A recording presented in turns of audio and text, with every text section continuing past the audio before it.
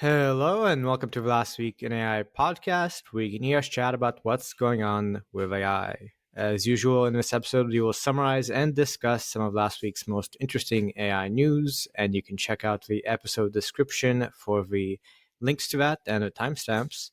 I'm one of your regular hosts, Andrey Kurenkov. I studied AI in grad school and now work at a generative AI startup. And I'm your other host, Jeremie Harris, co-founder of Gladstone AI, AI national security, blah, blah, blah, as you know. And I'm the reason this podcast is going to be an hour and a half and not 2 hours. Andrey was very patiently waiting for like half an hour while I just sorted out, my daughter's been teething, and it's wonderful having a daughter, but sometimes teeth come in 6 or 8 in a shot, and then you have your hands full. And so she is the greatest victim of all this. But Andrey is a close second because, boy, that was I kept saying 5 more minutes, and it never happened. So I appreciate the patience, Andrey. I got an extra half hour to prep, so I'm not complaining. And I'm pretty sure you had a rougher morning than I did. I was just drinking coffee and waiting, so not too bad. But speaking of this episode, let's do a quick preview. It's going to be, again, kind of less of a major news week. Some somewhat decently big stories, tools and apps. Gemini CLI is a fairly big deal. Applications and business. We have some fun OpenAI drama and a whole bunch of hardware stuff going on. And not really any major open source stuff this week. So we'll be skipping that. Research and advancements. Exciting new research from DeepMind and just various papers about scalable reasoning, reinforcement learning, all that type of stuff. Finally, in policy and safety, we'll have some more interoperability, safety, China stories, the usual, and some pretty major news about copyright, following up on what we saw last week. So that actually would be one of the highlights of this episode towards the end. Before we get to that, do want to acknowledge a couple of reviews on Apple Podcasts, as we do sometimes. Thank you to the kind reviewers leaving us some very nice comments, also some fun ones. I like this one. This viewer said, I want to hear a witty and thoughtful response on why AI can't do what you're doing with the show. And wow, you're putting me in a spot being both witty and thoughtful. And it did make me think. I will say I did try Notebook LM a couple months ago, right? And that's the podcast generator from Google. It was good, but definitely started repeating itself. I found that LLMs still often have this issue of losing track of where they're at, like 10 minutes, 20 minutes in, repeating themselves or just otherwise. And also, Andrey, and repeating themselves too, right? And they'll just keep saying the same thing and repeating over and over. Like they'll repeat and repeat a lot. So yeah. That kind of repetition was solved a couple of years ago, thankfully. But yeah, true. Honestly, you could do a pretty good job replicating Last Week in AI with LLMs these days. I'm not gonna lie, but you're gonna have to do very precise prompting to get our precise personas and personalities and voices and so on. So I don't know. Hopefully, we're still doing a better job than AI could do, or at least doing a different job than the more generic kind of outcomes you could get trying to elicit AI to make an AI news podcast. But dude, and what AI could compete with starting 30 minutes late because its daughter's teething? Like, I challenge you right now, try it. You're not going to find an AI that can pull that off. You can have AI that says it does, That's but right. That's right. Will the emotion of that experience actually be in it? I don't think so. I think the copium way, right? People are often like, oh, no, it won't have the heart. It won't have like the soul, the podcast. It will. In fact, I think arguably our job is to surface for you the moment that is possible, that you can stop listening to us. One of the virtues of not being like a full-time podcaster on this too is we have that freedom, maybe more than we otherwise would. But man, I mean, I would expect within the next 18 months, hard to imagine that there won't be something comparable. But then your podcast host won't have a soul. They'll be stuck inside a box. Well, in fact, I'm certain, I believe as of quite a while ago, there are already AI generated AI news podcasts out there. I haven't checked them out, but I'm sure they exist. And nowadays they're probably quite good. And you get one of those every day as opposed to once a week. And they're never a week behind. So in some ways, definitely superior to us. But in other ways, Can they be so witty and thoughtful in Mm, responding to such a question? I don't know. mm, eh, Uh, I don't in think, yeah. fact, can they be so lacking in wit and thought as we can be sometimes? Now That's right. that's a challenge, you know? They'll never outcompete with our stupid. Yes, as is true in general. I guess you'd have to really try to get AI to be bad at things when it's actually good. Anyways, a couple more reviews lately. So, do want to say thank you. Another one is called this the best AI podcast, which is quite Ah, the honor, and says that this is the only one they listen to at normal speed. Most of the other podcasts are played in 1.5 or 2x speed. So, good to hear we are using up all our 2 hours at a good pace. that's right. Funny, a while ago there was a review that was like, I always speed up through Andrey's talking and then have to listen to normal race for Jeremie. So maybe I've sped up since then. So yeah, as always, thank you for the feedback and thank you for questions that you bring in. I think it's a fun way to start the show. But now let's go into the news, starting with tools and apps. And the first story is, I think, one of the big ones of this week, Gemini CLI. So this is essentially Google's answer to Claude Code. It is a thing you can use in your terminal, which for any non-programmers out there is just the text interface to working on your computer. So you can, look what files there are, open them, read them, type stuff, etc., all via non-UI interface. And now this CLI is Gemini in your terminal, and it has the same sorts of capabilities at a high level as Cloud Code. So it's an agent, and you launch it and you tell it what you want it to do, and it goes off and does it. And it sort of takes turns between it doing things and you telling it to follow up, to change what it's doing or to check what it's doing, etc. With this launch, Google is being pretty aggressive, giving away a lot of usage, 60 model requests per minute and 1,000 requests per day. It's a very high allowance as far as caps. And there's also a lot of usage for free without having to pay. I'm not sure if that is the cap for free, but for now, you're not going to have to pay much. I'm sure sooner or later you get to the Cloud Code type of model where to use Cloud Code at the highest level, you have to pay $200 per month or $100 a month, which is what we at our company already do because Cloud Code is so useful. From what I've seen on conversations online, the vibe eval is that this is not quite as good as Cloud Code. It isn't as capable as software engineering at using tools, just generally figuring things out as it goes. But it was just released, could be a strong competitor soon enough. Yeah, I'm still amazed at how quickly we've gotten used to the idea of a million token context window, by the way, because this is powered by Gemini 2.5 Pro, the reasoning model. And that's part of what's in the back end here. So that's going to be the reason also that it doesn't quite, live up to the Claude standard, which is obviously a model that's a lot, I don't know, it just seems to work better with code. I'm curious about when that changes, by the way, and what Anthropic's actual recipe is. Like, why is it working so well? We don't know, obviously, but someday, maybe after the singularity, when we're all one giant hive mind, we'll know what actually was going on to make the Claude models this good and persistently good. But in any case, yeah, it's a really impressive play. The advantage that Google has, of course, over Anthropic currently is the availability of just a larger pool of compute. And so when they think about driving costs down, that's where you see them trying to compete on that basis here as well. So a lot of free prompts, a lot of free tokens, I should say, good deals on the token counts that you put out. So it's one way to go. And I think as the ceiling rises on the capabilities of these models, eventually cost does become a more and more relevant thing for any given fixed application. So that's an interesting dynamic, right? The frontier versus the fast followers.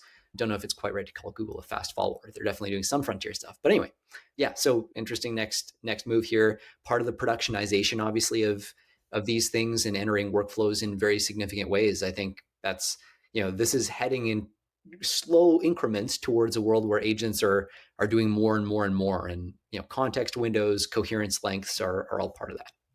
Right. Yeah. We discussed last year, like towards the beginning of last year was real kind of hype train for agents and the agentic future. And I think Claude Code and Gemini CLI are showing that we are definitely there. In addition to things like Replit, Lovable, Yep. broadly speaking, LLMs have gotten to a point, partially because of reasoning, partially, presumably, just due to improvements in LLMs, where you can use them in agents and they're very successful. From what I've seen, part of the reason Claude Code is so good is not just Claude, it's also just Claude Code, particularly the agent, is very good at using tools. It's very good at doing text search, text replacement. It's very keen on writing tests and running them as it's doing software engineering.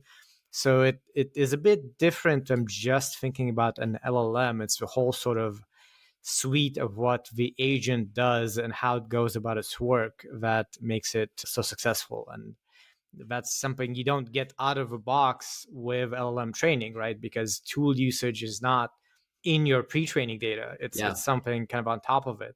So that is yet another thing similar to reasoning where we're now going beyond the regime of you can just train on tons of data from the internet and get it for free. More and more things, in addition to alignment, now you need to add to the LLM beyond just throwing a million gigabytes of data at it. It really is a system, right? Like at the end of the day, it's also not just one model. A lot of people have this image of like, there's one monolithic model in the back end. Assume that there's a lot of like models choosing which models to answer a prompt. And I'm not even talking about MOE stuff, like just literal software engineering in the back end that makes these things have the holistic feel that they do. So yeah. FYI, by the way, I didn't remember this, so I looked it up. CLI stands for Command Line Interface, command line, another term for terminal. So, again, for any non programmers, fun detail. And speaking of Cloud Code, the next story is about Anthropic, and they have released the ability to publish artifacts. So, artifacts are these little apps essentially you can build within Claude. You get a preview and interactive web apps, more or less. And as with some other ones, I believe Google allows you to publish gems, is what they call it. Now you can publish your artifacts and other people can browse them. They also added the support to building apps with AI built in, with Claude being part of the app. So now if you want to build like a language translator app within Claude, you can do that because the app itself can query Claude to do a translation. So, not a huge delta from just having artifacts, but another sort of seemingly a trend where all the LLMs tend to wind up at similar places as far as you add things like artifacts when you make it easy to share what you build. Yeah. And, it's something that anyone can do. Most users on their free pro max tiers can share, and they'll be interested to see what people build.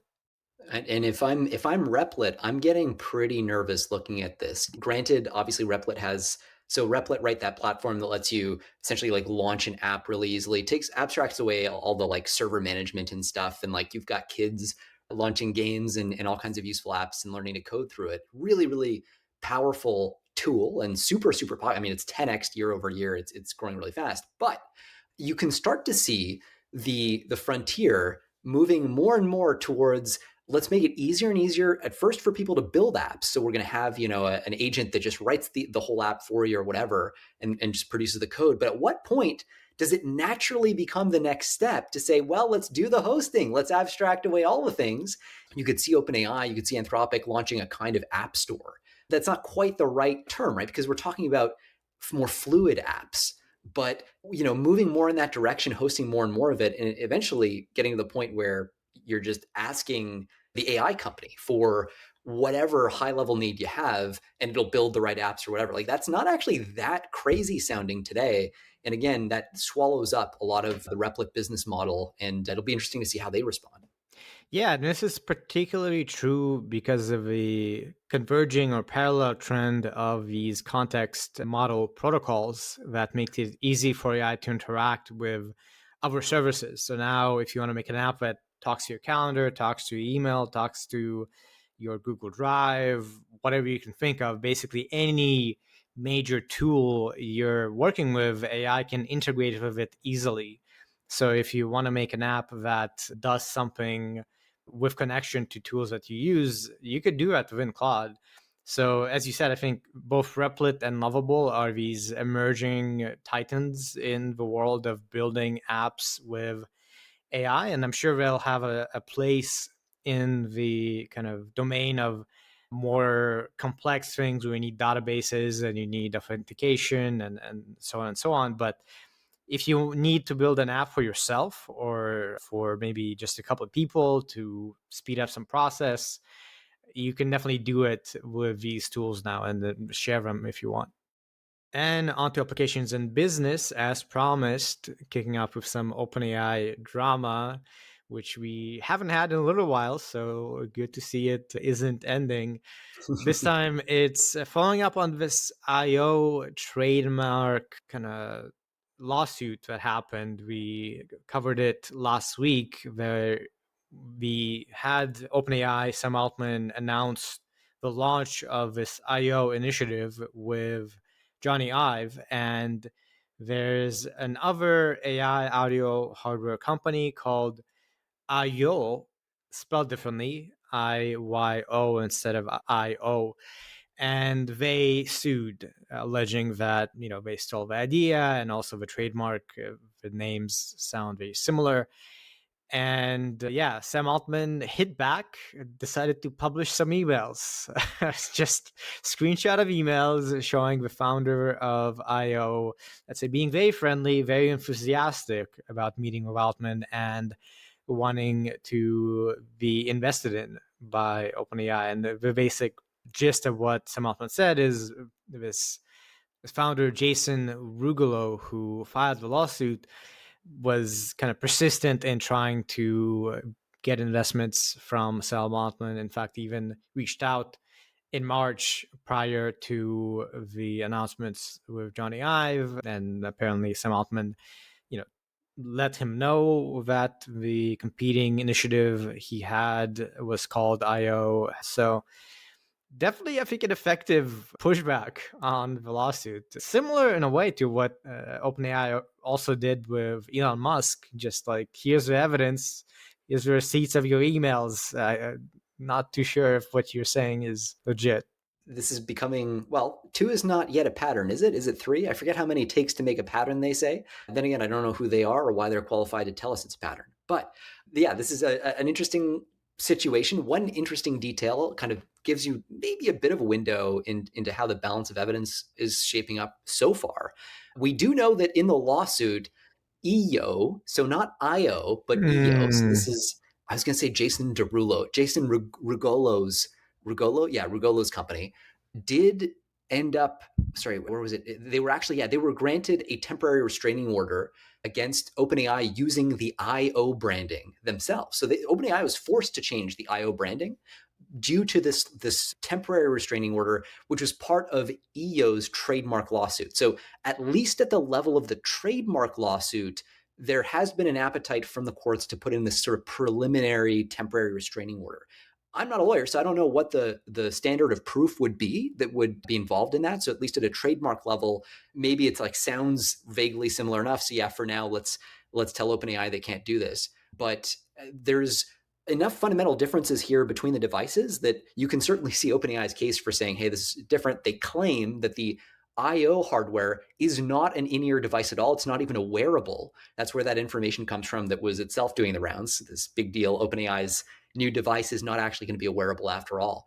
But we do know that apparently, so Rugolo was trying to pitch a bunch of people about their idea, about the EO concept, way back in 2022, sharing information about it to former Apple designer Evans Hankey, who actually went on to co-found IO. So there's a lot of overlap here. The claim from OpenAI is, look, you've been working on it since 2018. You demoed it to us. It wasn't working. There were these flaws.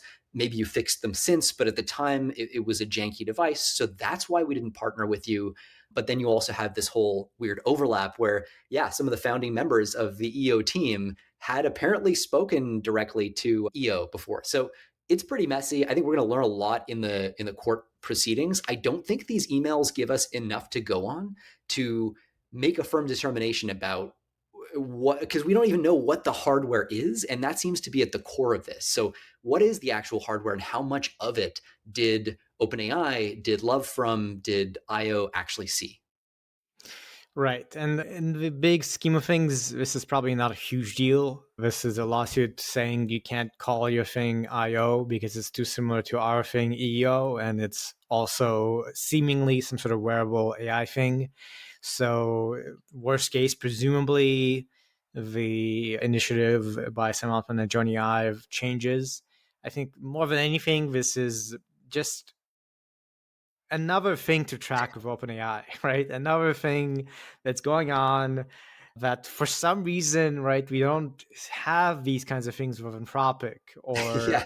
or Mistral or any of these other companies. Maybe because OpenAI is the biggest, there just tends to be a lot of this, in this case, legal business drama, not interpersonal drama, but nevertheless, a lot of headlines and honestly juicy kind of stuff to discuss that Yeah, yeah, is yeah. yeah. So another thing going on, and another indication of the way that Sam Altman likes to approach these kinds of battles in a fairly public and direct way. Up next, we have Huawei Matebook contains Kirin X90 using SMIC 7 nanometer N plus 2 technology. If you're a regular listener of the podcast, you're probably going, oh my God. And then, or maybe you are, I don't know, this is maybe a little in the weeds, but either way, you might want a refresher on what the hell this means, right? So there was a bunch of rumors actually floating around that Huawei had cracked, sorry, that SMIC, which is China's largest semiconductor foundry or most advanced one, you can think of them as being China's domestic TSMC. There's a bunch of rumors circulating about whether they had cracked the 5 nanometer node, right? That critical node that is what was used, or a modified version of it was used to make the H100 GPU, the Nvidia H100. So if China were to crack that domestically, that'd be a really big deal. Well, those rumors now are being squashed because this company, which is actually based in Canada, did an assessment. So Tech Insights, we've actually talked a lot about their findings, sometimes while mentioning them by name, sometimes not. We really should. Tech Insights is a very important firm in all this. They do these teardowns of hardware. They'll go in deep and figure out, what manufacturing process was used to make this component of the chip, right? That's the kind of stuff they do. And they were able to confirm that, in fact, the Huawei X90, so system on a chip, was actually not made using 5 nanometer equivalent processes, but rather using the old 7 nanometer process that we already knew SMIC had. So that's a big, big deal from the standpoint of their ability to onshore domestically GPU fabrication and keep up with the West. So it seems like we're like 2 years down the road now from when SMIC first cracked the 7 nanometer node, and we're still not on the 5 nanometer node yet. That's really, really interesting. And so worth saying, like, Huawei never actually explicitly said that this new PC had a 5 nanometer node. There was just a bunch of rumors about it. So what we're getting now is just kind of the decisive quashing of that rumor. Right. And broader context here is, of course, that the US is preventing Nvidia from selling top of line chips to Chinese companies. And that does limit the ability of China to create advanced AI. They are trying to get the ability domestically to produce chips competitive with Nvidia. Right now, they're, let's say, about 2 years behind, is my understanding. Mm-hmm. And this is one of the real bottlenecks, is if you're not able to get the state of the art fabrication process for chips, there's just less compute you can get on the same amount of chip, right? It's just less dense. And this arguably is the hardest part, right? To get this thing. It takes forever, as you said, 2 years with just this process. And it is going to be a real blocker if they're not able to crack it. Yeah, the fundamental issue China is dealing with is because they have crappier nodes, so they can't fab the same quality of nodes as TSMC, they're forced to either steal TSMC fabbed nodes, so or find clever ways of getting TSMC to fab their designs, often by using subsidiaries or shell companies to make it seem like they're maybe we're coming in from Singapore and asking TSMC to fab something, or we're coming in from a clean Chinese company, not Huawei, which is blacklisted. And then the other side is because their alternative is to go with these crappier 7 nanometer process nodes, those are way less energy efficient. And so the chips burn hotter, or they run hotter rather, which means that you run into all these kinds of heat induced defects over time. And we covered that, I think, last or 2 episodes ago, the last episode I was on. So anyway, there's a whole kind of hairball of different problems that come from ultimately the fact that SMIC has not managed to keep up with TSMC. Right. And you're seeing all these 10 billion, $20 billion data centers being built. Those are being built with, racks and racks and huge amounts of GPUs. The way you do it, the way you supply energy, the way you cool it, etc., all of that is very conditioned on the hardware you have in there. So it's very important to ideally have the state of art to build with. Next story, also related to hardware developments, this time about AMD, and they now have an Ultra Ethernet ready network card, the Pensando Pollara, which provides up to 400 gigabits per second. Is that it? Mm-hmm. Per second performance. And this was announced at their Advancing AI event. It will be actually deployed by Oracle Cloud with the AMD Instinct A350X GPUs and the network card. So this is a big deal because AMD is trying to compete with Nvidia on the GPU front, and their series of GPUs does seem to be catching up, or at least has been shown to be quite usable for AI. This is another part of the stack, the inter-chip communications, that is very important and very significant in terms of what NVIDIA is doing.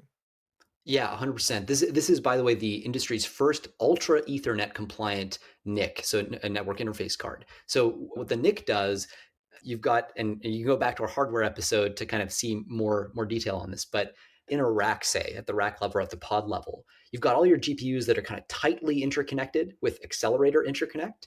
This is often like the NVIDIA product for this is NVLink. This is super low latency, super expensive interconnect.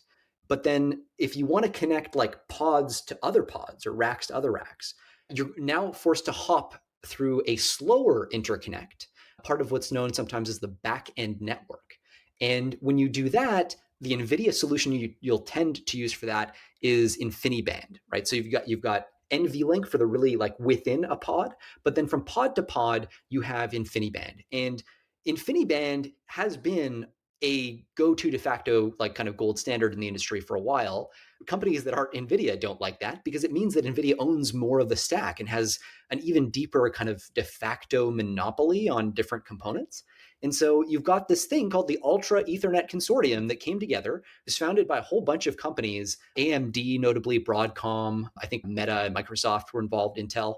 And they came together and said, hey, let's come up with an open source standard for this kind of interconnect with AI optimized features that basically can compete with the InfiniBand model that NVIDIA has out. So that's what Ultra Ethernet is. It's been in the works for a long time. We've just had the announcement of specification 1.0 of that Ultra Ethernet protocol, and that's specifically for hyperscale AI applications and data centers.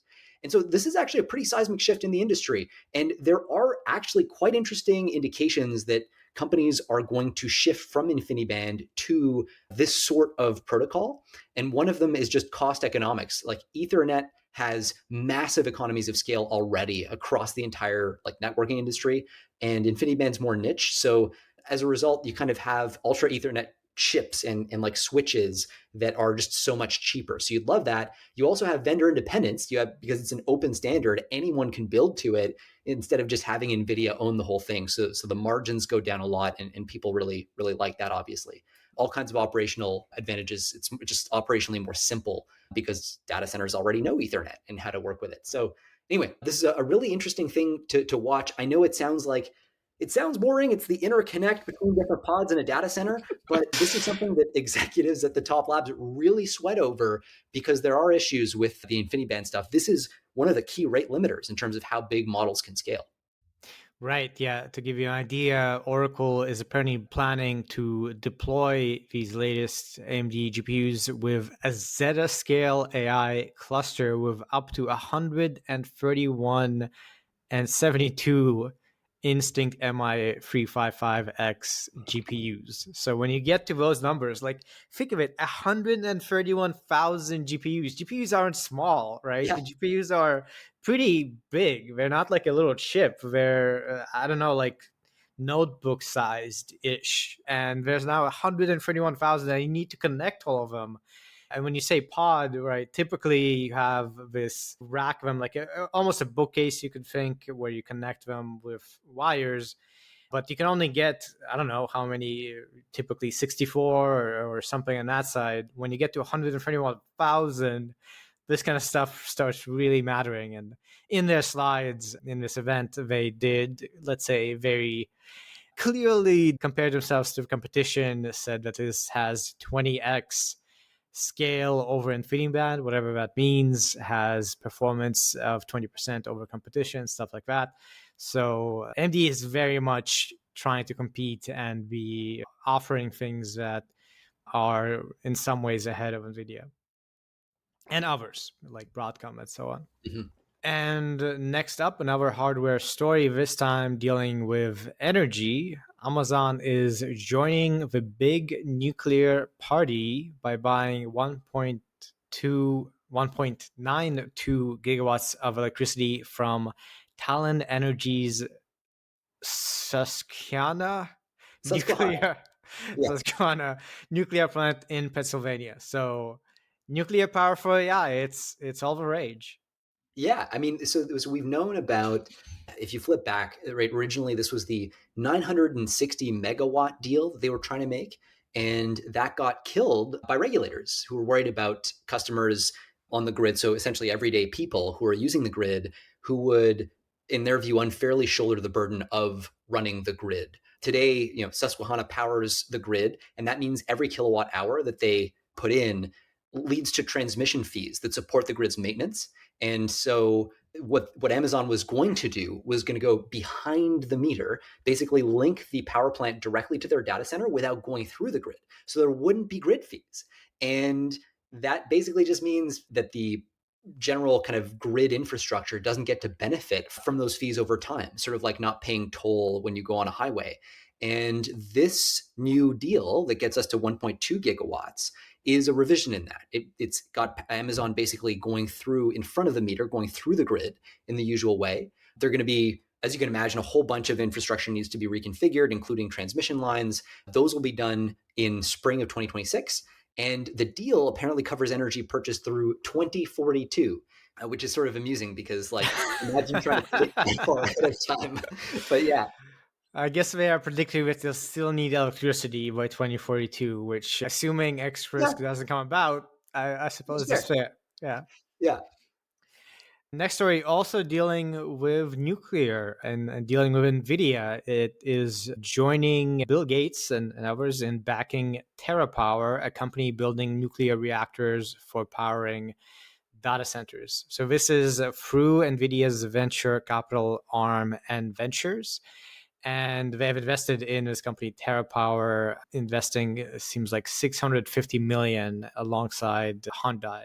And TerraPower is developing a 345 megawatt natrium plant in Wyoming right now. So they're, I guess, in the process of starting to get to a point where this is usable, although it probably won't come for some years. Your instincts are exactly right on the timing too, right? So there's a lot of talk about SMRs, like small modular reactors, which are just a very efficient way and very safe way of generating nuclear power on site. That's the exciting thing about them. They are the obvious, apart from like fusion, they are the obvious solution of the future for powering data centers. The challenge is when you talk to data center companies and builders, they'll always tell you like, yeah, SMRs are great, but we're looking at first approvals, first SMRs generating power like at the earliest, like 2029, 2030 type thing. So if you have sort of shorter AGI timelines, they're not going to be relevant at all for those. If you have longer timelines, even kind of somewhat longer timelines, then they do become relevant. So it's a really interesting space where we're going to see a turnover in the kind of energy generation infrastructure that's used. And this, people talk a lot about China and their energy advantage, which is absolutely true. I'm quite curious whether this allows the American energy sector to do a similar leapfrogging on SMRs that China did, for example, on mobile payments, right? When you just like do not have the ability to build nuclear plants in less than 10 years, which is the case for the United States, we just like don't have that know-how and frankly the willingness to deregulate to do it, and the industrial base, then it kind of forces you to look at other options. And so if there's a shift just in the landscape of power generation, it can introduce some opportunities to play catch up. So sort of I guess that's a hot take there that I haven't thought enough about, but that's an interesting dimension anyway to the SMR story. By the way, 1 gigawatt apparently equivalent to 1.3 million horsepower. So not sure if that gives you an idea of what a gigawatt is, but it's a lot of energy. Or 1 gigawatt is a lot. Homes. Yeah. 1 million homes for one day, or what does that actually mean? So gigawatt is a unit of power. So it's like the amount of power that a million homes just consume on a running basis. Yeah. Yeah, exactly. So 1 gigawatt is a lot. So is 345 megawatts. Now moving on to some fundraising news. Mira Murati, her company Thinking Machines Lab, has finished up their fundraising, getting $2 billion at a $10 billion valuation. And this is the seed round. So yet another billion dollar seed round. And this is, of course, the former CTO of OpenAI, left in 2024, I believe, and has been working on setting up Thinking Machines Lab, another competitor in the AGI space, presumably planning to train their own models, recruited various researchers, some of them from OpenAI, and now has billions to work with that they'll deploy presumably to train these large models. Yeah, it's funny. Everyone just kind of knew that it was going to have to be a number with billion after it, just because of the level of talent involved. It is a remarkable talent set. The round is led by Andreessen Horowitz. So A16Z on the cap table now. Notably, though, Thinking Machines did not say what they're working on to their investors. At least that's what this article, that's what it sounds like. The wording is maybe slightly ambiguous. I'll just read it explicitly. You can make up your mind. Thinking Machines Lab had not declared what it was working on, instead using Murati's name and reputation to attract investors. So that suggests that A16Z they didn't cut the full $2 billion check, but they led the round. So hundreds and hundreds of millions of dollars just on the basis of like, yeah, Mira's a serious fucking person. John Schulman's a serious fucking person. Jonathan Lackman, like all kinds of people, Barrett's off. These are really serious people. So we'll cut you $800 million check, whatever they cut as part of that. That's both insane and tells you a lot about how the space is being priced. The other weird thing we know, and we talked about this previously, but it bears kind of repeating. So Mira is going to hold board voting rights that outweigh all other directors combined. This is a weird thing, right? This is not what is with all these AGI companies and the really weird board structures. A lot of it is just like the OpenAI mafia, like people who worked at OpenAI did not like what Sam did and learned those lessons and then enshrined that in the way they run their company, in their actual corporate structure. And Anthropic has, their public benefit company set up with their oversight board. And now Thinking Machines has this Mira Murati dictatorship structure where she has final say basically over everything at the company. By the way, everything I've heard about her is exceptional. Like every OpenAI person I've ever spoken to about Mira has just like glowing things to say about her. And so even though $2 billion is not really enough to compete if you believe in scaling laws, it tells you something about the kinds of decisions people will make about where they work include who will I be working with. And this seems to be a big factor, I would guess, in all these people leaving OpenAI. She does seem to be a genuinely exceptional person. Like I've never met her, but again, everything I've heard is just like glowing, and both in terms of competence and in terms of kind of smoothness of working with her. So that may be part of what's attracting all this talent as well. Yes, and on the point of not quite knowing what they're building, if you go to thinkingmachines.ai, this has been the case for a while, you'll get a page of text. The text is, let's say, like reads like a mission statement that sure is saying a lot. There's stuff about scientific progress being a collective effort, emphasizing human AI collaboration, more personalized AI systems, infrastructure quality, advanced multimodal capabilities, research product co-design, empirical iterative approach to AI safety, measuring what truly matters. I have no idea. This is like just saying a whole bunch of stuff, and you can really take away whatever you want. Presumably, it'll be something that is competing with OpenAI and Anthropic fairly directly, is the impression. And near the bottom of the page at thinkingmachines.ai, founding team has a list of a couple dozen names, each one with, you can hover over it to see their background, as you say, like real heavy hitters. And then there are advisors and a join us page. So yeah, it really tells you what, if you gain a reputation and you have some real star talent in Silicon Valley, that goes a long way. And on a note, next story, quite related, Meta has hired some key OpenAI researchers to Mm, work on their AI reasoning models.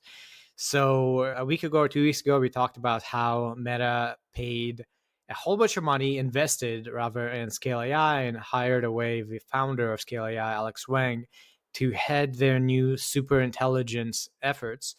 Now there are these reports. I don't know if this is highlighting it particularly because of OpenAI, or perhaps this is just the juicy details.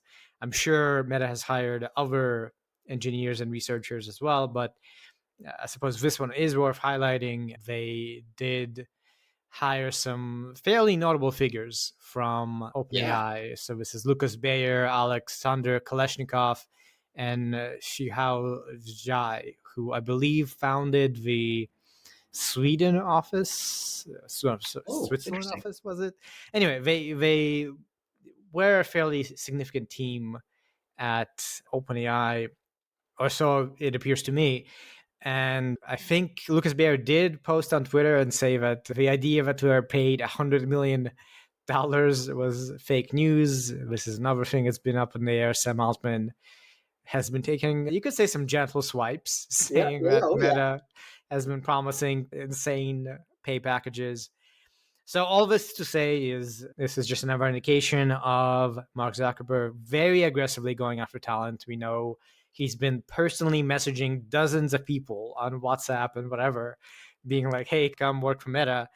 And perhaps not surprisingly, that is paying off in some ways in expanding the talent of this super intelligence team.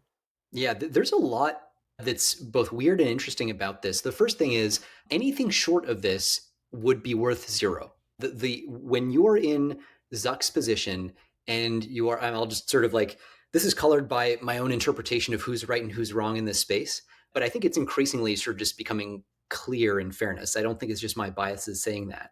When your company's AI efforts, despite having access to absolutely frontier scales of compute, so having no excuses for failure on the basis of access to infrastructure, which is the hardest and most expensive thing, when you've managed to tank that so catastrophically because your culture is screwed up by having Jan LeCun as the mascot, if not the leader of your internal AI efforts, because he's not actually as influential as it sounds, or hasn't been for a while on the internals of Facebook, but he has set the beat at Facebook, at Meta, being kind of skeptical about AGI, being skeptical about scaling, and then like changing his mind in ego-preserving ways without admitting that he's changed his mind.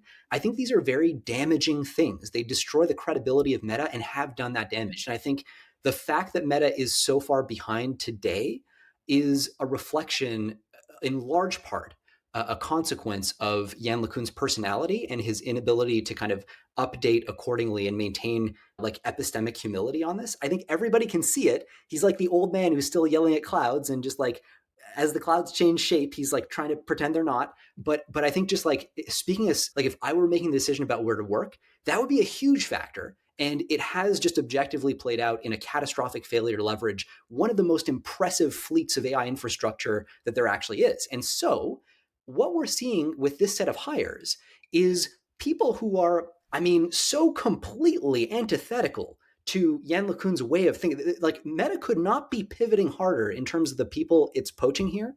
First of all, OpenAI, obviously one of the most scale-pilled organizations in the space, probably the most scale-pilled. Anthropic actually is up there too. But also, Scale AI's Alex Wang. So, okay, that's interesting. Very scale-pilled dude, also very AI safety-pilled dude. Daniel Gross, arguably quite AI safety pilled, at least that was the mantra of safe superintelligence. Weird that he left that so soon. A lot of open questions about how safe superintelligence is doing, by the way, if Daniel Gross is now leaving. I mean, DG was the CEO, right? Co-founded it with Ilya, so what's going on there? But so that's a hanging chad, but just Daniel Gross being now over on the Meta side, you have to have enough of a concentration of exquisite talent to make it attractive for other exquisite talent to join. If you don't break that critical mass, you might as well have nothing. And that's been Meta's problem this whole time. They needed to just like jumpstart this thing with a massive capital infusion. Again, these massive pay packages, that's where it's coming from. Just give people a reason to come, get some early proof points that get people excited about Meta again. And the weird thing is, with all this, like I'm not confident at all in saying this, but you could see a different line from Meta on safety going forward too, because Yann LeCun was so dismissive of it. But now a lot of the people they've been forced to hire, because there is, if you look at it objectively, a strong correlation between the people and teams who are actually leading the frontier and the people and teams who take loss of control over AI seriously. Now Meta is kind of forced to change in some sense its DNA to take that seriously. So I think that's just a really interesting like shift. And I know this sounds really harsh with respect to Yann LeCun, like, you know, take it for what it is. It's just one man's opinion, but I have spoken to a lot of researchers who feel the same way. And again, I mean, I think the data kind of bears it out. Essentially, Mark Zuckerberg is being forced to pay the Yann LeCun tax right now. And I don't know what happens to Yann LeCun going forward, but I do kind of wonder if his Meta days may be numbered, or, you know, if there's going to be a face-saving measure that has to be taken there. Right. For context, Yann LeCun is Meta's chief AI scientist. He's been there for over a decade, hired like I think around 2013, 2012 by Meta, one of the key figures in the development of neural networks really over the last couple of decades, and certainly is a major researcher and contributor to the rise of deep learning in general, but as you said, a skeptic on large language models and a proponent for sort of other techniques. I will say, not entirely bought into this narrative personally. The person heading up the effort on Llama and LLMs was not Yann LeCun, as far as I'm aware. There was another division within Meta that focused on generative technology that has now been revamped. So the person leading the generative AI efforts in particular has left, and now there is an entirely new division called AGI Foundations that is now being set up. So this is part of a major revamp. Yann LeCun's still leading his more like research publication type side of things, and perhaps, as far as I know, not very involved in this side of scaling up Llama and LLMs and all of this, which is less of a research effort, more of an R&D kind of compete with OpenAI and so on effort. No, absolutely agree. And that was what I was referring to when I was saying Yann LeCun is not sort of involved in the day-to-day kind of product side of the org. You know, it's been known for a while that he's not actually, you know, doing the heavy lifting on Llama, but he has defined what it means, like is essentially articulated Meta's philosophy on AI and AI scaling for the last, you know, however many years. And so it's understood that when you join Meta, or at least it was, that you are buying into a sort of Yann LeCun aligned philosophy, which I think is the kind of core driving problem behind where Meta finds itself today. Yeah, that's definitely part of it. I mean, that's part of the reputation of Meta as an AI research club. Also, I mean, part of the advantage of Meta and why people might want to go to Meta is because of their very open source But friendly they're only nature. they're only very open source friendly because they're forced to do that because it's the only way they can get headlines while they pump out mediocre models. But regardless, regardless, it's still a factor here. One last thing worth noting on this whole story, I mean, you could do a whole speculative analysis of what went on at Meta. They did also try to throw a lot of people at the problem, scale up to from a couple hundred to like 1,000 people. I think probably had a similar situation to Google, where it was like big company problems, right? OpenAI, Anthropic, they're huge, but they don't have big company problems, That's or a at great least point. they have scaling company problems. So this revamp could also help with that. Yeah. Alrighty, on to research and advancements. No more trauma talk, I guess. Next, we have a story from DeepMind, and they have developed Alpha Genome, the latest in their Alpha line of scientific models. So this one is focused on helping researchers understand gene functions. It's not meant for personal genome prediction, but more so just general identification of patterns. So it could help identifying causative mutations in patients with ultra rare cancers. So, for instance, which mutations are responsible for incorrect gene expression. I'm going to be honest, there's a lot of deep science here with regards to biology and genomics, which I am not at all an expert on. And the gist of it is similar to AlphaFold, similar to other alpha efforts on the benchmarks dealing with the problems that geneticists deal with, the kind of prediction issues, the analysis. AlphaGenome kind of beats all existing techniques out of the park on almost every single benchmark. It is superseding previous efforts, and this one model is able to do a lot of things all at once.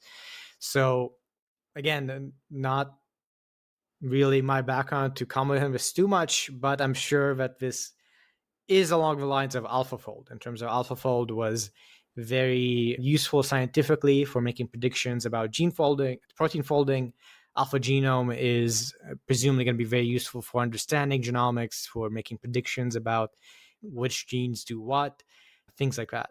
It's a really interesting take that's, I guess, a fundamentally different way of approaching the let's understand biology problem that Google DeepMind and then its subsidiary, I guess its spawned company, Isomorphic Labs, which, by the way, Demis is the CEO of and very focused on, I hear, has kind of been very focused on anyway. When you look at AlphaFold, you're looking at essentially predicting the structure and to some degree the function of proteins from the Lego blocks that make up those proteins, right? The amino acids, the individual amino acids that get chained together, right? So you got 20 amino acids you can pick from, and that's how you build a protein. And depending on the amino acids that you have, some of them are positive charged, some of them are negative, some of them are polar, some of them are not, and then the thing will fold in a certain way. That is distinct from the problem of saying, okay, I've got a strand of 300 billion base pairs, 3 billion base pairs of DNA. And what I want to know is if I take this one base pair and I switch it from, I don't know, like from an A to a T, right? Or from a G to an A, what happens to the protein? What happens to the downstream kind of biological activity? What cascades does that have? What effects does it have? And that question it's an interesting question because it depends on your ability to model biology in a pretty interesting way. It also is tethered to an actual phenomenon in biology. So there's this thing called the single nucleotide polymorphism. There's some nucleotides in the human genome that you'll often see can either be like a G or a T or something. And so you'll see some people who have the G variant and some people have the T variant.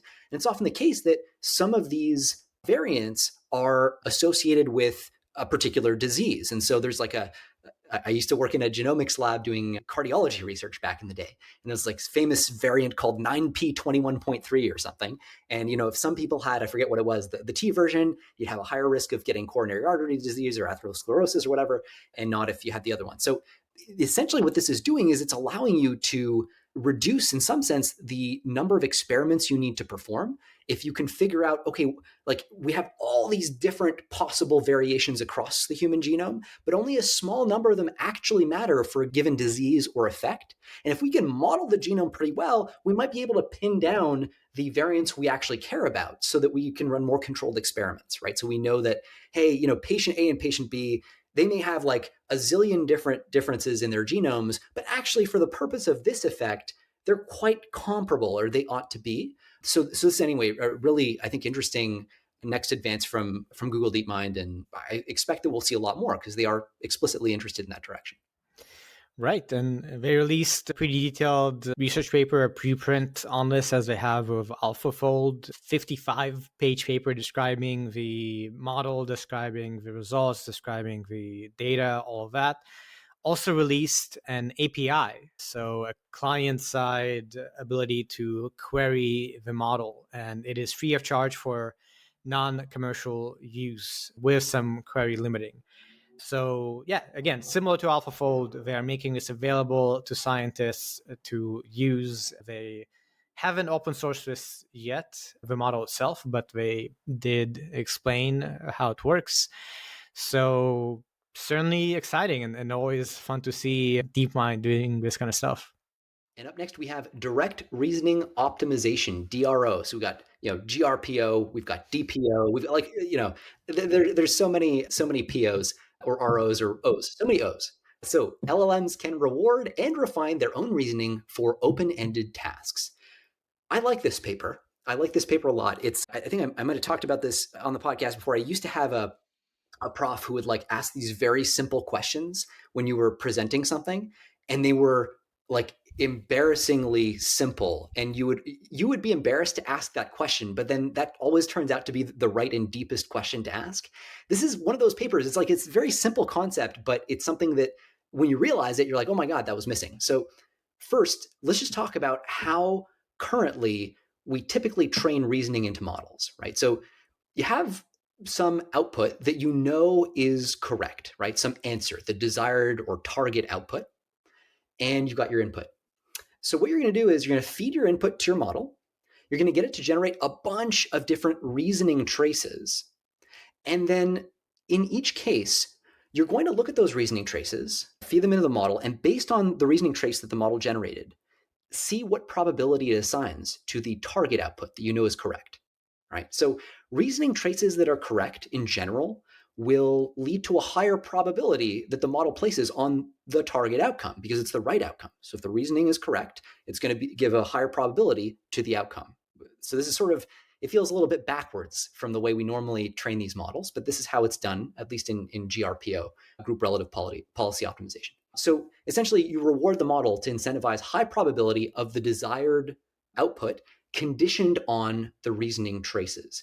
And this makes you generate over time better and better reasoning traces because you want to generate reasoning traces that assign higher probability to the correct output. So the intuition here is if your reasoning is good, you should be very confident about the correct answer, right?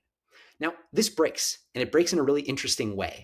Even if your reference answer is exactly correct, you can end up being too forgiving to the model during training because the way that you score the model's confidence in the correct answer based on the reasoning traces is you average together essentially the confidence scores of each of the answer tokens in the correct answer.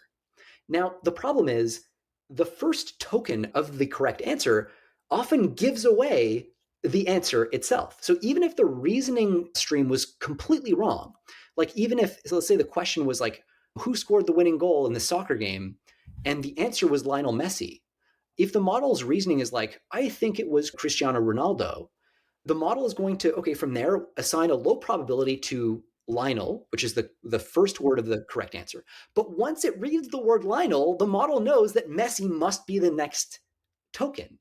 So it's going to assign actually a high probability to Messi, even though its reasoning trace said Cristiano Ronaldo.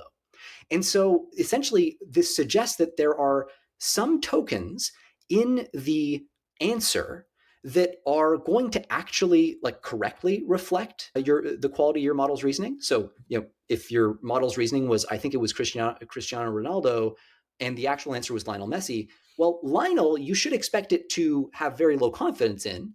So that's good. You'll be able to actually correctly determine that your reasoning was wrong there. But once you get Lionel as part of the prompt, then messy all of a sudden becomes obvious. And so you get a bit of a misfire there. So essentially what they're going to do is they're going to calculate, like they'll feed in a whole bunch of reasoning traces, and they'll look at each of the tokens in the correct output and see which of those tokens vary a lot. Tokens that are actually reflective of the quality of the reasoning should have high variance, right? Because if you have a good reasoning trajectory, those tokens should have high confidence. And if you have a bad reasoning trajectory, they should have low confidence.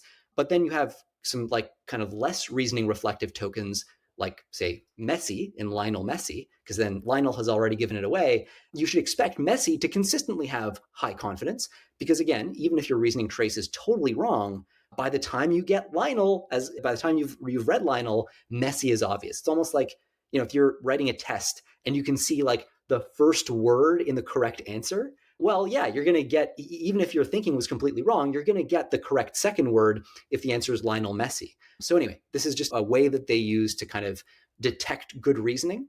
And then they feed that into, anyway, a broader algorithm that beyond that is fairly simple, nothing too shocking. They just fold this in to something that looks a lot like a GRPO to get this DRO algorithm. Right. Yeah. They spent a while in the paper contrasting it with other recent work that doesn't pay attention to tokens, basically. So that, just to contextualize what you were saying, their focus is on this R3, reasoning reflection reward. And DRO, direct reasoning optimization, is basically GRPO, what people use generally for RL, typically with verifiable rewards. Here, their focus is, how do we train kind of generally in an open-ended fashion over long reasoning chains, identify some of these issues in existing approaches, and highlight this reasoning reflection reward that basically is looking at consistency between these tokens in the chain of thought and in the output as a signal to optimize over. And as you might expect, they do some experiments. They show that this winds up being quite useful. And I think another indication of, we are still in the early-ish days of using RL and training reasoning. There's a lot of noise and a lot of significant insights being leveraged. Last thing, DRO, I guess kind of a reference to DPO, as you said. DPO is direct preference optimization. This is direct reasoning optimization. Not super related. It's just, I guess, fun naming conventions, because aside from arguably being sort of analogous in terms of the difference between RL-based preference alignment and DPO. Anyway, it's kind of a funny reference. Yeah. Next paper, Farseer, a refined scaling law in large language models. So we've talked about scaling laws a ton. Basically, you try to collect a bunch of data points of, once you use this much compute or this much training flops or whatever, you get to this particular loss on language prediction, typically on the actual metric of perplexity. And then you fit some sort of equation to those data points. And what tends to happen is you get a fairly good fit that holds for future data points that, typically you're like scaling up, your loss goes down and down and down. And people have found that, somewhat surprisingly, you can get a very good fit that is very predictive, which was not at all kind of common idea or something that people had really tried pre-2020. So what this paper does is basically do that, but better. It's a novel and refined scaling law that provides enhanced predictive accuracy, and they do that by just systematically constructing a model loss surface and doing just a better job of fitting to empirical data. They say that they improve upon the chinchilla law, one of the big ones from a couple of years ago, by reducing extrapolation error by 433%. So a much more reliable law, so to speak. Yeah, the chinchilla scaling law was sort of somewhat famously Google's correction to the initial OpenAI scaling law that was proposed, I think, in a 2019 paper. This is the so-called Kaplan scaling law. And so it was, Chinchilla was sort of heralded as this kind of big and ultimately maybe pseudo final word on how scaling would work. It was more data heavy than the Kaplan scaling laws, notably. But what they're pointing out here is Chinchilla works really well for mid-sized models, which is basically where it was calibrated, like what it was designed for. But it doesn't do great on very small or very large models. And obviously, given that scaling is a thing, very large models matter a lot. And the whole point of a scaling law is to extrapolate from where you are right now to see like, okay, well, if I trained a model 100 times the scale and therefore at, let's say 100 times this budget, where would I expect to end up? And you can imagine how much depends on those kinds of decisions. So you want a model that is really well calibrated and extrapolates really well, especially to very large models. They do a really interesting job in the paper. We won't go into detail, but especially if you have a background in physics like thermodynamics, they play this like really interesting game where they'll use finite difference analysis to kind of separate out dependencies between n, the size of the model, and d, the amount of data that it's trained on. And that ultimately is kind of the secret sauce, if you want to call it that here. There's a bunch of other hijinks, but the core piece is they sort of break the loss down into different terms, one of which only depends on n, the other of which only depends on d. So one is just model size dependent, the other is only dependent on the size of the training data set. But then they also introduce this interaction effect between n and d, between the size of the model and the amount of data it's trained on. And then they end up deriving what should that term look like. That's one of the framings of this that's really interesting. Just to kind of nutshell it, if Chinchilla says that data scaling follows a consistent pattern, it's like d to the power of some negative beta coefficient, regardless of model size. Like no matter how big your model is, it's always d to the power of negative b. So if I give you the amount of data, you can determine the contribution of the data term. What Farseer says is data scaling actually depends on model size. Bigger models just fundamentally learn from data in a different way. And we'll park it there, but there's a lot of cool extrapolation to figure out how exactly does this term have to look. Exactly. And this is very useful, not just to sort of know what you're going to get. That aspect of it means that for a given compute budget, you can predict what balance of data to model size is likely optimal. And basically is when you're spending millions of dollars training a model, it's pretty nice to know these kinds of things, right? And one more paper, next one is LLM-First Search, Self-Guided Exploration of the Solution Space.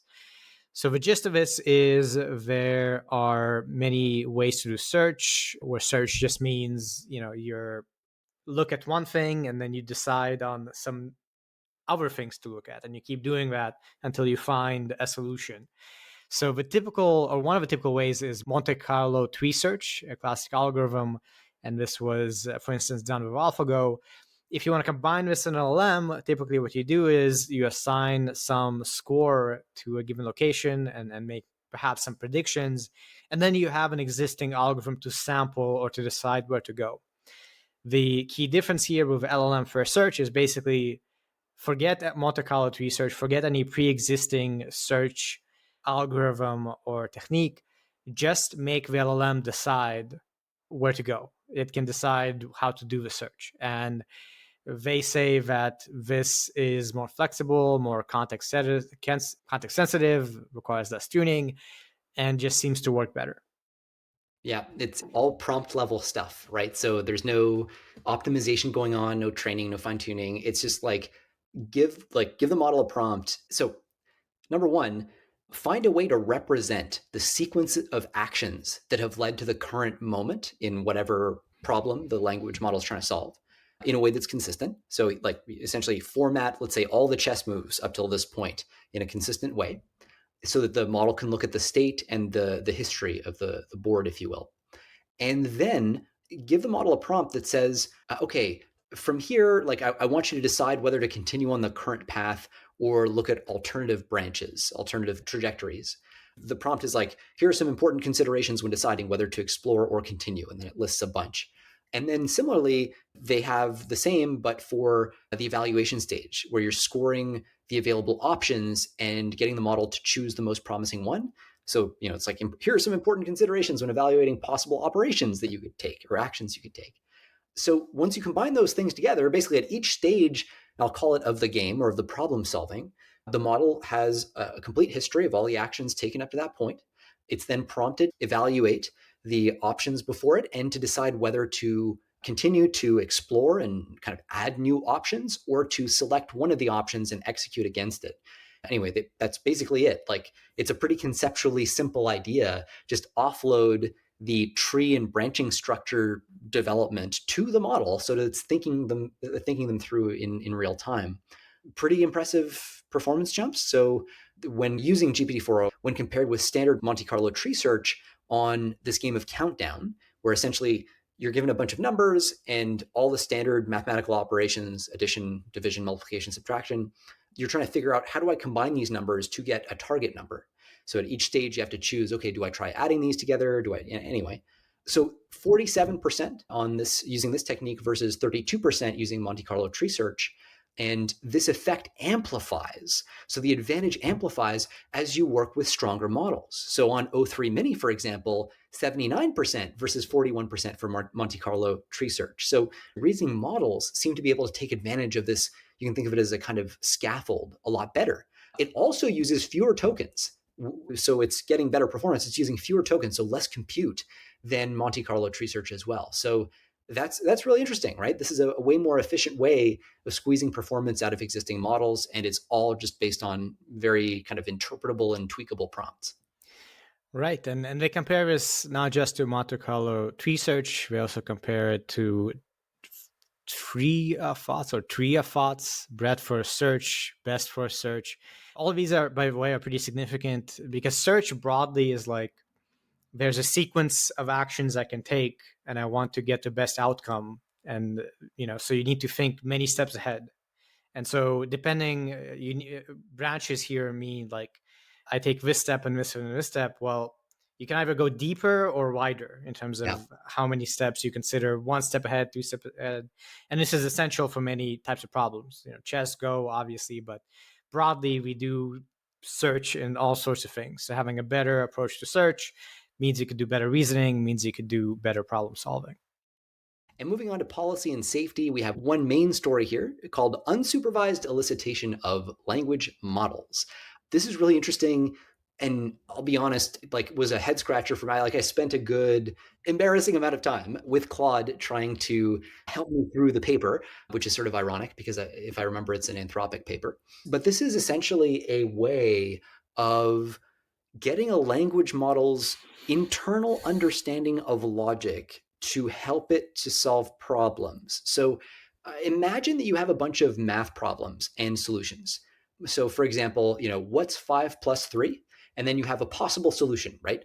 Maybe it's 8. The next problem is like, what's 7 plus 2? And you have a possible solution, and that possible solution is maybe 10, which is wrong, by the way. So some of these possible solutions are going to be wrong. So you have a bunch of math problems and possible solutions, and you don't know which are correct and incorrect. And you want to train a language model to identify correct solutions, right? You want to figure out which of these are actually correct. So imagine you just lay these all out in a list. You have, what's 5 plus 3, and then solution 8. What's 7 plus 2? Solution 10, and so on.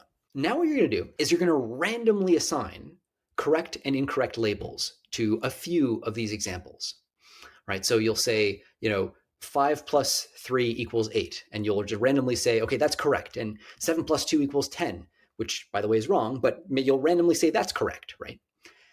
And then you're going to get the model to say, given the correctness scores that we have here, given that solution 1 is correct and solution 2 is correct, what should solution 3 be, roughly? Or, given all the incorrect and correct labels that we've assigned randomly, secretly, what should be this missing label? And generally, because you've randomly assigned these labels, the model is going to get really confused because there's a logical inconsistency between these randomly assigned labels. A bunch of the problems that you've labeled as correct are actually wrong, and vice versa. And so now what you're going to do is essentially try to measure how confused the model is about that problem. And you are then going to flip one label. So you'll kind of think of like flipping the correct or incorrect label on one of these problems from correct to incorrect, say, and then you'll repeat and you'll see if you get a lower confusion score from the model. Anyway, this is roughly the concept. And so over time, you're going to gradually converge on a lower and lower confusion score. And it sort of like feels almost like the model is relaxing into the correct answer, which is why this is a lot like simulated annealing. If you're familiar with that, you're making random modifications to the problem until you get a really low loss and you gradually kind of relax into the correct answer. I hope that makes sense. It's sort of like you kind of got to see it, and it's yeah. Right. Just to give some motivation, they frame this problem, and this is from Anthropic and a couple other institutes, by the way. They frame this in the context of superhuman models. So the unsupervised elicitation part of this is about the aspect of how do you train a model to do certain things, right? And these days, the common paradigm is you train your language model via pre-training, then you post-train, you have some labels for your words or preferences over outputs, and then you do RLHF or you do DPO to make a model do what you want it to do. But the framework or the idea here is once you get to superhuman AI, well, maybe humans can't actually, Yeah. see what it does and kind of give it the labels of what is good and what's not. So this internal coherence maximization framework makes it so you can elicit the good behaviors, the desired behaviors from the LLM without external supervision by humans. And the key distinction here from previous efforts in this kind of direction is that they do it at scale. So they train a Claude 3.5 Haiku based assistant without any human labels and achieve better performance than its human supervised counterpart. So they demonstrate in practice on a significantly sized LLM that this approach can work, and this could have implications for future even larger models. Next up, a couple stories on the policy side. Well, actually, only one story. It's about Taiwan, and it has imposed technology export controls on Huawei and SMIC. Taiwan has actually blacklisted Huawei and SMIC, the Semiconductor Manufacturing International Corp. And this is from Taiwan's International Trade Administration. They have also included subsidiaries of these. It's an update to their so-called strategic high-tech commodities entity list. And apparently they added not just those, 601 entities from Russia, Pakistan, Iran, Myanmar, and mainland China. Yeah, and one reaction you might have looking at this is like, wait a minute, I thought China was already barred from accessing, for example, chips from Taiwan. And you're absolutely correct. That is the case. That was my reaction. Yeah. No, totally. It's a great question. Like, so what is actually being added here?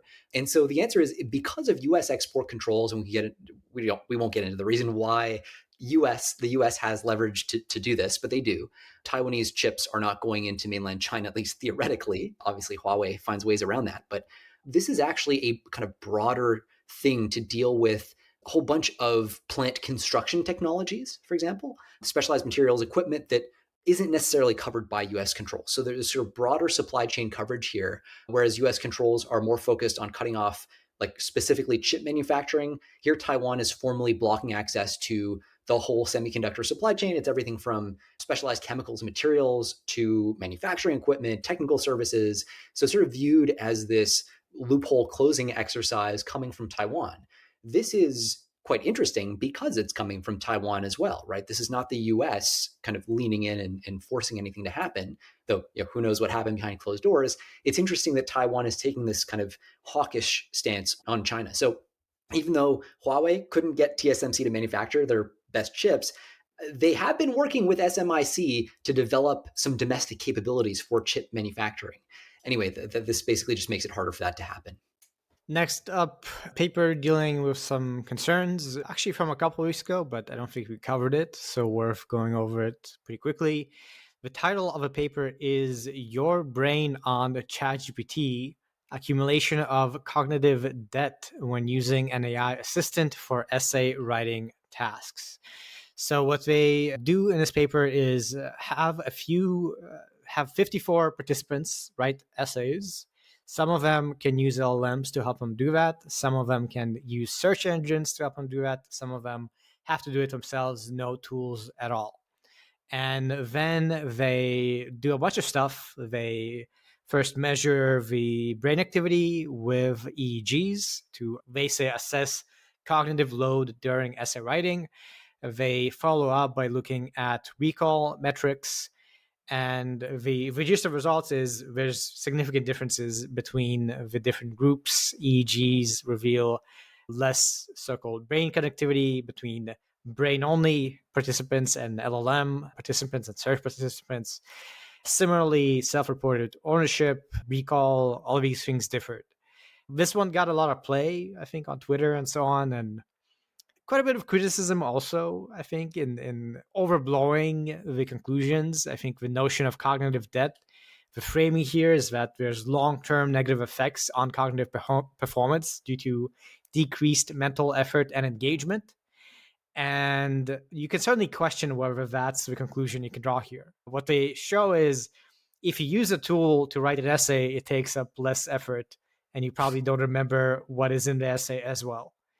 Does that transfer to long-term negative effects on cognitive performance due to decreased mental effort and engagement? Maybe all I have is a personal take on this too. Like, I think that good writers are good thinkers, because when you are forced to sit down and write something, at least it's been my experience that I don't really understand something until I've written something about it with intent. And so, in fact, when I'm trying to understand something new, that I actually make myself write it out because it just doesn't stick in the same way. Different people may be different, but I suspect that maybe less so than some people might assume they are. So I think, at least for people like me, I imagine this would be an effect. It's interesting. They say, yeah, after writing, 17% of ChatGPT users could quote their own sentences versus 89% for the brain only group, the ones who didn't use even Google. The other interesting thing here is that by various measures, Google is either between using ChatGPT and going brain only, or it can even be slightly better than brain only. I thought that was quite interesting, right? Like, Google is sort of this thing that allows, like, fairly obsessed people like myself to kind of do deep dives on, let's say, technical topics and learn way faster than they otherwise could without necessarily giving them the answer. And ChatGPT, at least, or LLMs at least, open up the possibility to not do that. Now, I will say, I think there are ways of using those models that actually do accelerate your learning. I think I've experienced that myself.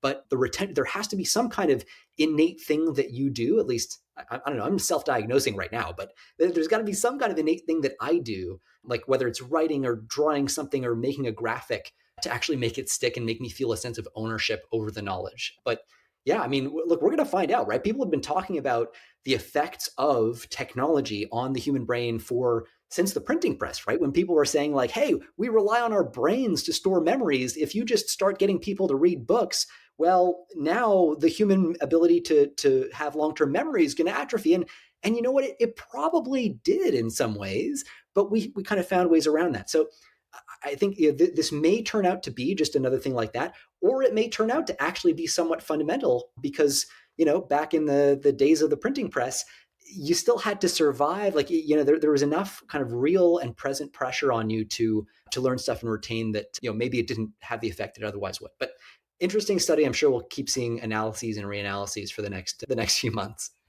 Yeah, quite a long paper, like 87 pages, lots of details about the brain connectivity results. And ironically, it was too long for me to read. No, it's actually true. I used an LLM for this one. It's like, anyway, I have seen quite a bit of criticism on the precise methodology of a paper and some of its conclusions. I think also in some ways it's very common sense. If you don't put in effort doing something, you're not going to get better at it. Yeah. That's already something we know. But I guess I shouldn't be too much of a hater. I'm sure this paper also has some nice empirical results that are useful in, as you say, like a very relevant line of work with regards to what actual cognitive impacts usage of LLMs has, and how important is it to like go brain only sometimes. Alrighty, on to synthetic media and art. Just two more stories to cover. And as promised in the beginning, these ones are dealing with copyright. So last week we talked about how Anthropic scored a copyright win. The gist of that conclusion was that using content from books to train LLMs is fine, at least for Anthropic. What is actually bad is pirating the books in the first place. So Anthropic bought a bunch of books, scanned them, and used the scan data to train the LLM, and that kind of passed the bar. It was okay. So now we have a new ruling about a judge rejecting some authors' claims that Meta AI training has violated copyrights. So a federal judge has dismissed a copyright infringement claim by 13 authors against Meta for using their books to train its AI models. The judge, Vincent Bria, has ruled that Meta's use of nearly 200,000 books, including the people suing, to train the Llama language model constituted fair use. And this does similarly align with their ruling about Anthropic with Claude. So this is a rejection of the claim that this is piracy. Basically, the judgment is that the outputs of Llama are transformative, so you're not infringing on copyright. And this is, using the data for training a language model is fair use, and copyright doesn't apply. Is at least as far as I can tell, is again not a lawyer, is a conclusion.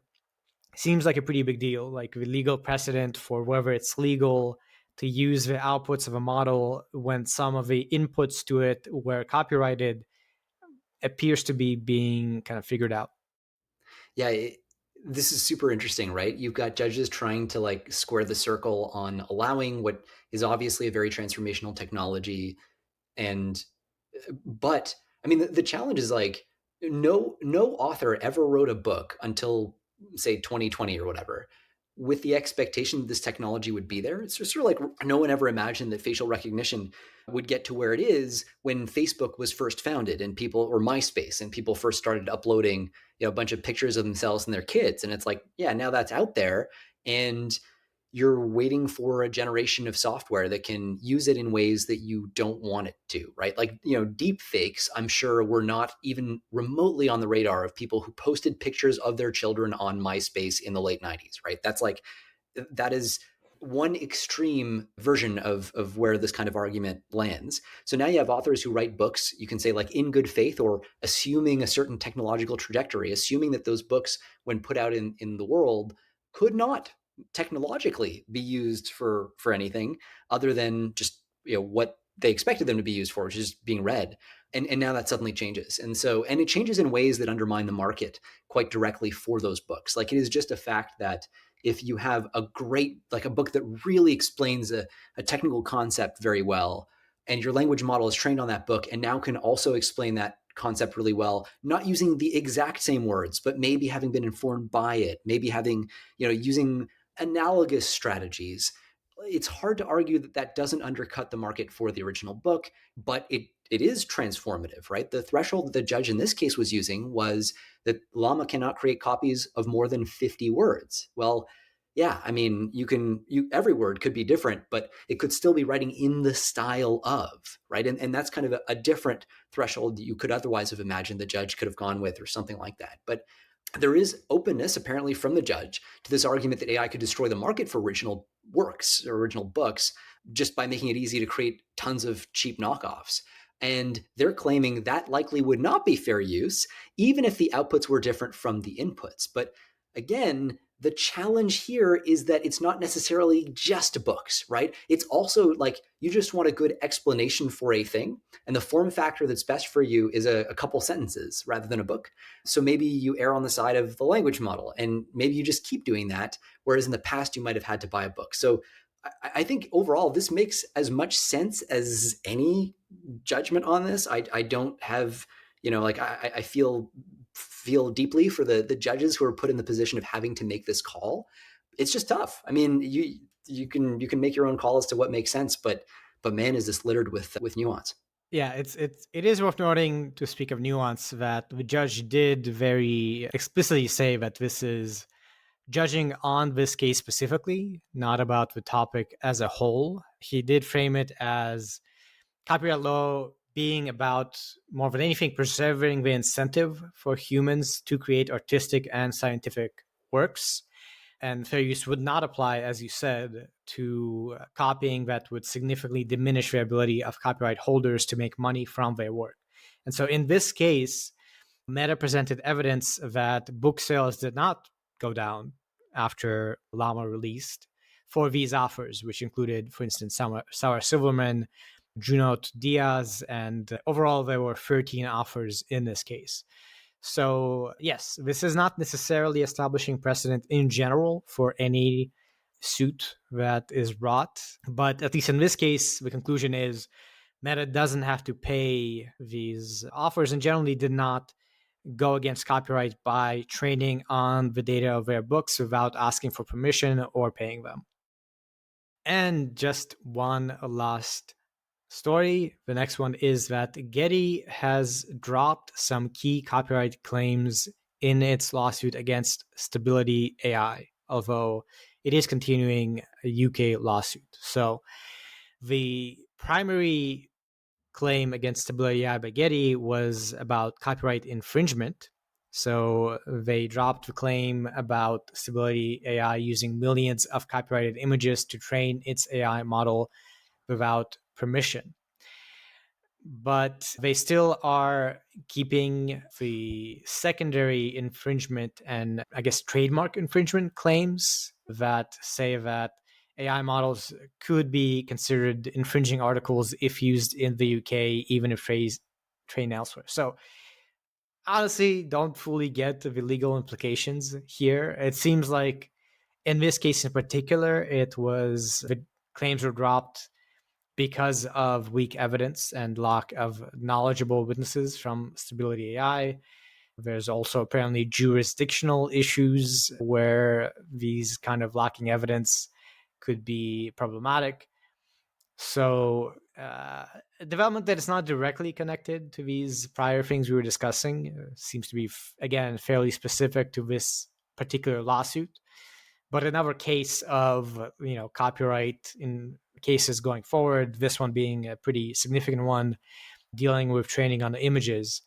And if you're dropping your key claim in this lawsuit, that bodes well for Stability AI. And that's it for this episode of Last Week in AI. Thank you for all of you who listened at 1x speed without speeding up. And thank you for all of you who tune in week to week, share the podcast, review, and so on and so on. Please keep tuning in.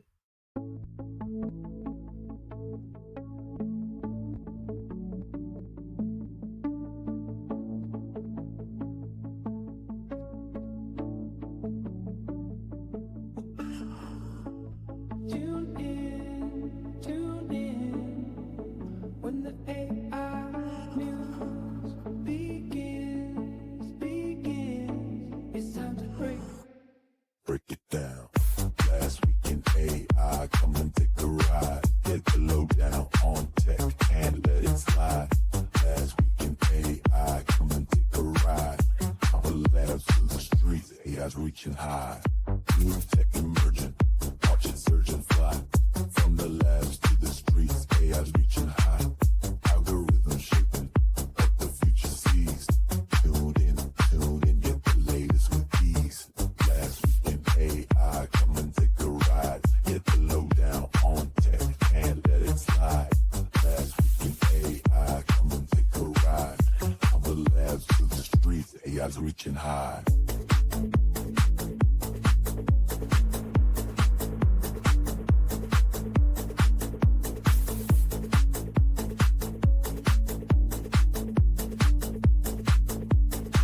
From neural nets to robots, the headlines pop. Data-driven dreams, they just don't stop.